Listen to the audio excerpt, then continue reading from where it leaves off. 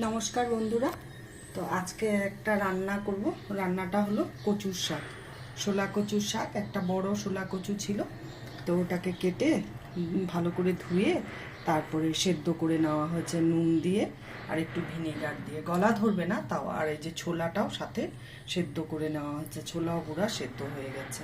তার জন্য লাগবে কাঁচা লঙ্কা, একটু নারকেল কুচি, 5 ফোড়ন, শুকনো লঙ্কা, তেজপাতা আর অল্প বাদাম। তো কিভাবে করি পাশে থাকুন, দেখতে থাকুন। এর আগে আমি ইলিশ মাছের মাথা দিয়ে করেছিলাম, আজকে আমি নিরামিষভাবে করব। তো কড়াই গরম হয়ে গেছে। প্রথম আমি হলো গিয়ে বাদামটাকে একটু ভেজে নেব, হালকা একটু ভেজে নেব।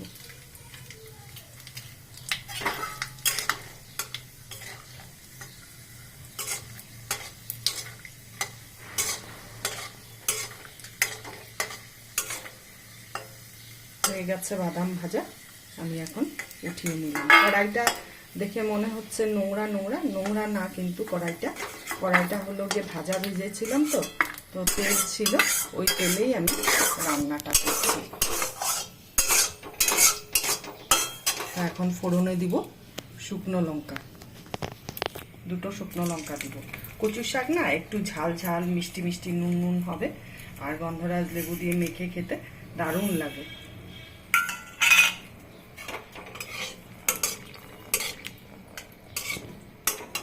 এখন তেজপাতাটা দিয়ে দেবো, 2 টুকরা তেজপাতা দিলাম। আর দেবো হলো গিয়ে 5 ফোড়নটা।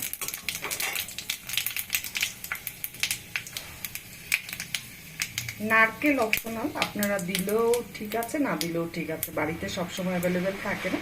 আমার ছিল অল্প, তাই দিয়ে দিচ্ছি। নারকেলটা মানে ভাজা নারকেলটা মুখে পড়লে পরে না ভালো লাগে।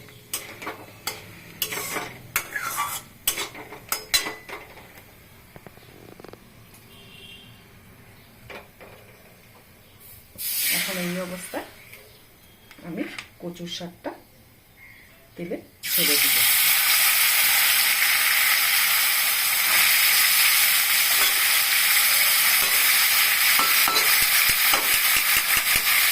কচুর শাক রান্না করতে একটু সময় লাগে।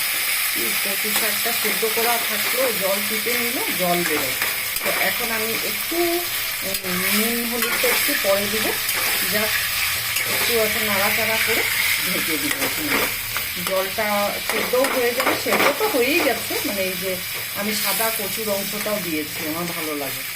তো এখন আমি একটু ঢেকে দেবো, আর গ্যাসের আঁচটাকে ফ্লেমটাকে মিডিয়াম করে দেবো। 5 মিনিটের জন্য ঢাকা থাকবে, তারপরে নুন হলুদ সব অ্যাড করব। ঢাকনাটা তুলব।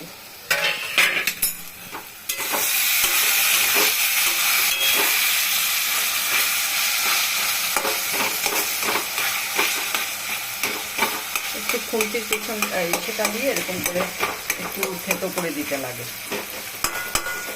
সেদ্ধ তো ভালোভাবেই করেছি। আর এই যে বাদামগুলো ভেজে রেখেছিলাম, তো একটু ছেঁচুনি দিয়ে একটু ছেঁচে নিলাম।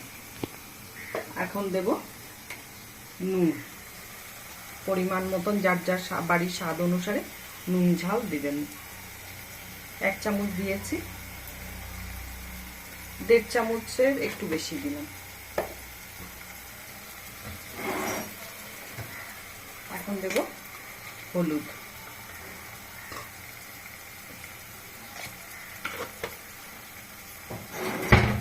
এখন গ্যাসের আঁচটাকে বাড়িয়ে দিলাম, দিয়ে আবার ঢাকা দিয়ে দিই। আবার এখন আমি ঢাকা দিয়ে দেবো কিছুক্ষণের জন্য, জলটা টানার জন্য। সেদ্ধও হয়ে যাবে, জলটাও টেনে যাবে। তো এখন ঢাকনা দেবো।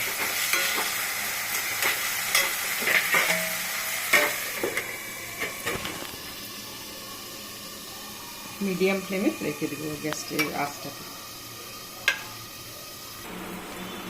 এখন ঢাকাটা দেবো। অনেকটা জল শুকিয়ে গেছে, আরও কমে যাবে। কচুর শাক যতই রান্না করা হোক, শাক আর কচুর শাক একদম আয় দেয় না। তবে এই শাকটা, কচু যেমন অনেকটা, শাকও অনেকটা ছিল।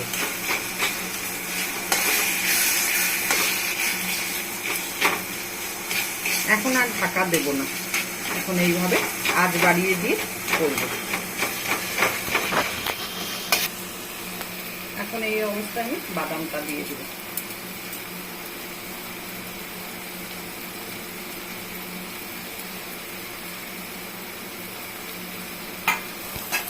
শুকনো লঙ্কাগুলো প্রচুর ঝাল, তার জন্য দুটো লঙ্কা তো সোমবারে দিয়েছি আর 3টা কাঁচা লঙ্কা দিয়েছিলাম। দিয়ে এখন আরেকটু নাড়াচাড়া করব।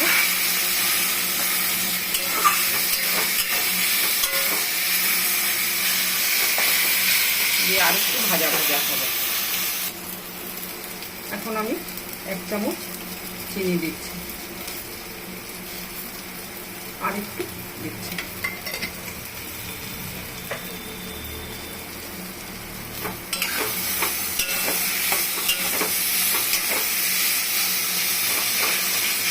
চিনিটা বড় দানা তো, গলতে একটু সময় লাগবে।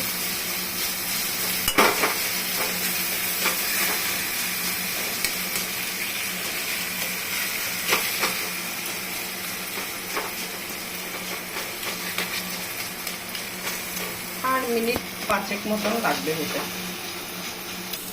আমার কচু শাকের রেসিপিটা মোটামুটি হয়ে গেছে, জলও পুরো টেনে নিয়েছে, ভাজা ভাজা হয়ে গেছে। এখন এই অবস্থায় আমি একটু ঘি দেব। ঘি দিয়ে দেখবেন দারুণ লাগে কচুর শাকে, খুব অল্প।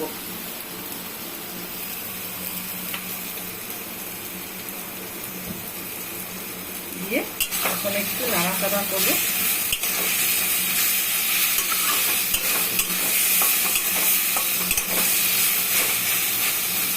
আর গ্যাস বন্ধ করে দেবো।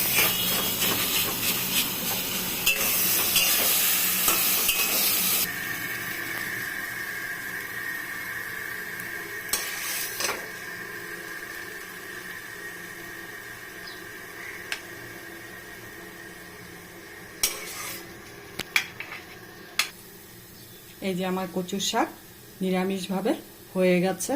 তো আপনাদের যদি ভালো লাগে রেসিপিটা, কে কোথা থেকে ভিডিও দেখেন আমি তো জানি না, তো ভালো লাগলে লাইক কমেন্ট শেয়ার অবশ্যই করবেন।